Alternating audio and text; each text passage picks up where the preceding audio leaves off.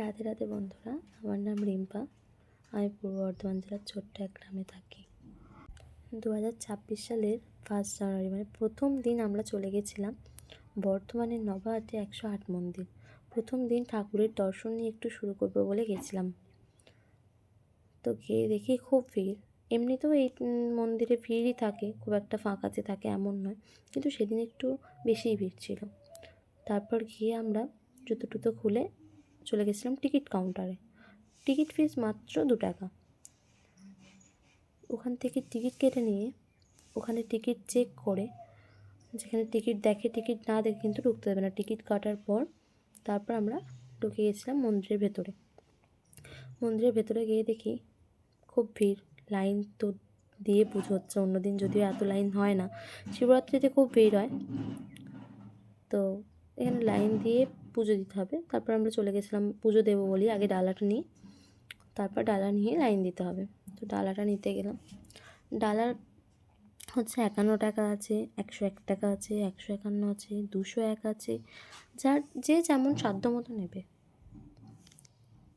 ডালার সাথে কিন্তু ওখানে গঙ্গা জল, ধূপ, মোমবাতি এইসবও পাওয়া যায়।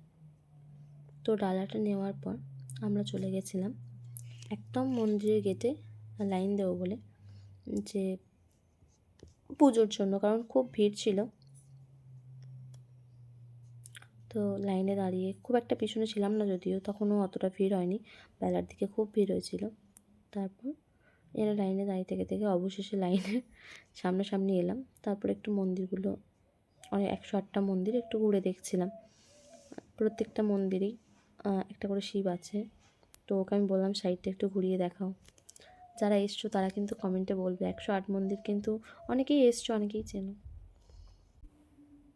এই সাইডটাতে একটু পুকুরের ঘাট করা আছে, ওখানে সবাই জল এনে শিবের মাথায় ঢালে, যে ঢালতে যায়।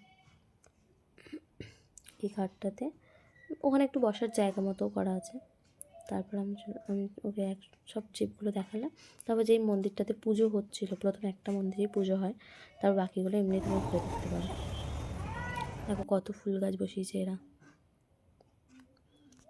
তারপর এই প্রত্যেকটা মন্দিরে কোন মন্দিরটার কী নাম লেখা আছে, যেমন এটাতে লেখা ছিল ত্রিলোচন।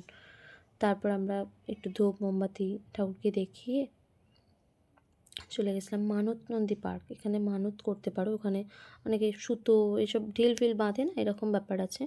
তো তারপর ওখানে একটা শিব ছিল, শিব ঘন্টা, তারপর এখানে 108টা ঘন্টা ছিল, আমি বাজাচ্ছিলাম।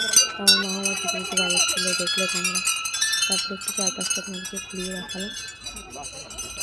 তারপর ওখান থেকে আমরা বেরিয়ে পড়েছিলাম, বেরিয়ে চলে গেছিলাম ওখান থেকে ওই বাইরে এক জায়গায় কটন ক্যান্ডি বিক্রি হচ্ছে। তো আমি ওকে বললাম আমি একটা কটন ক্যান্ডি নেবো, দিয়েও একটা কটন ক্যান্ডি কিনে দিল। তারপর আমরা 5 মিনিটের ওখান থেকে 5 মিনিট হেঁটে চলে গেছিলাম নবাহাট বাস স্ট্যান্ডের ওখানে। তো নবাহাট বাস স্ট্যান্ডের ওখানে গিয়ে আমরা কচুরি, আলু, ঘুগনি, রসগোল্লা, শীতকাল খেজুরগুড় রসগোল্লা আর সিঙ্গারা খেয়েছিলাম। তারপর মায়ের ডাক্তার দেখিয়ে চলে গেছিলাম ভাত খেতে। ভাত খাওয়ার পর আমরা বাড়ি যাওয়ার সময় দেখলাম এত মানুষ ফিস্টি করছে যে কোনো জায়গা নেই। চলো এরপর আমরা বাড়ি যাই। টাটা বন্ধুরা, আবার নেক্সট কোনো ব্লগে দেখা হবে। বাই।